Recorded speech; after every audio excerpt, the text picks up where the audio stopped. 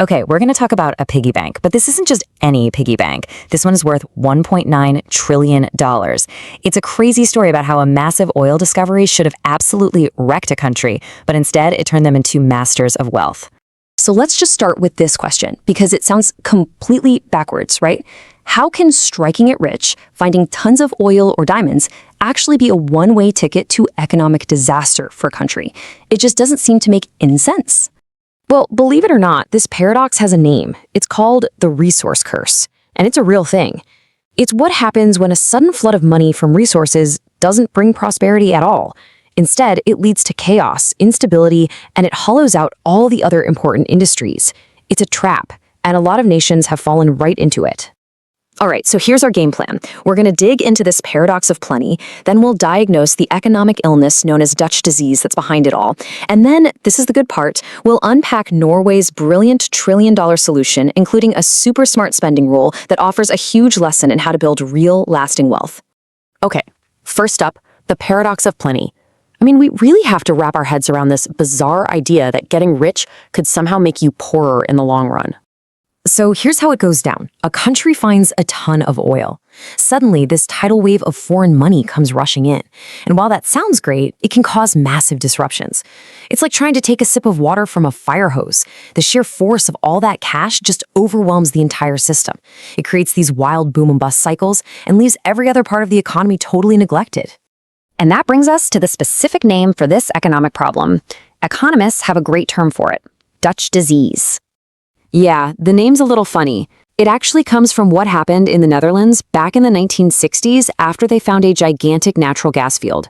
All that new gas money poured in, and, unexpectedly, their manufacturing sector started to tank. Basically, when one part of your economy gets supercharged, it can unintentionally short-circuit everything else. Now check this out, because this slide lays out the chain reaction perfectly. On the left, you've got your oil sector, and it's booming. Exports are through the roof, money is pouring in, and the country's currency gets super strong. But then look at the right side.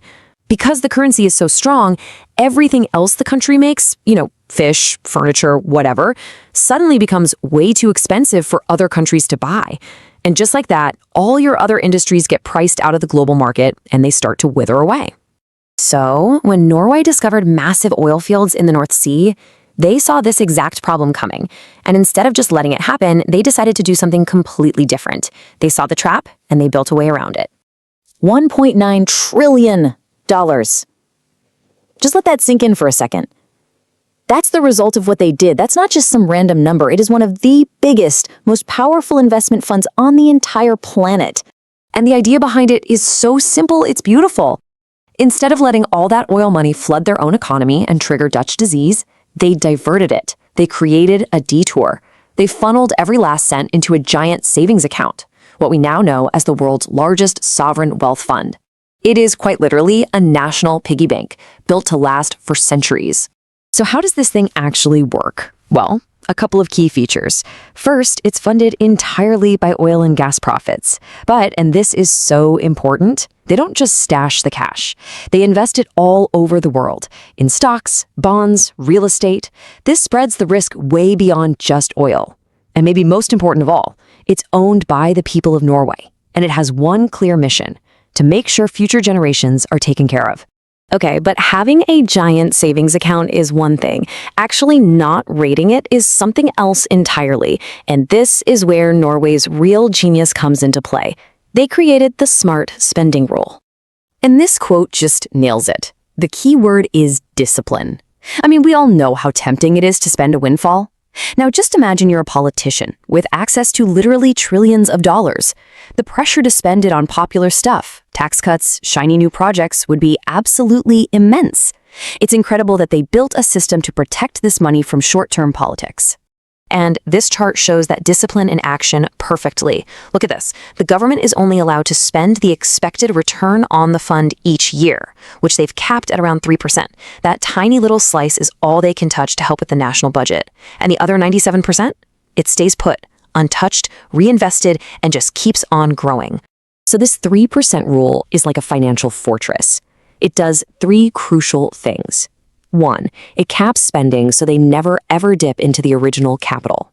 2, it shields the national budget from the crazy ups and downs of oil prices, which creates incredible economic stability.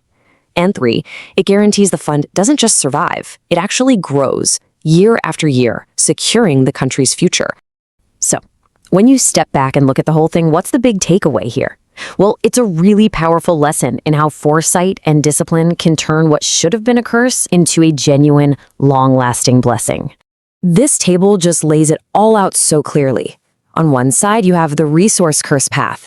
Spend the money as fast as it comes in. You get a short-term boom, followed by an inevitable bust. On the other side, you have Norway's strategy. Save and invest that windfall. The result? Sustainable prosperity and genuine long-term security. It's two completely different worlds. Ultimately, Norway's story is a triumph of long-term thinking. They knew the oil wouldn't last forever, but they also knew that if they managed it right, the wealth from that oil could. They chose the hard road of discipline over the easy road of spending it all now, and by doing that, they literally secured their country's future. And that leaves us with a really powerful question to think about. In a world that is so often focused on the next quarter or the next election cycle, Norway made a conscious choice to plan for people who hadn't even been born yet. It really makes you stop and think. In our own lives, in our companies, in our countries, who are we planning for?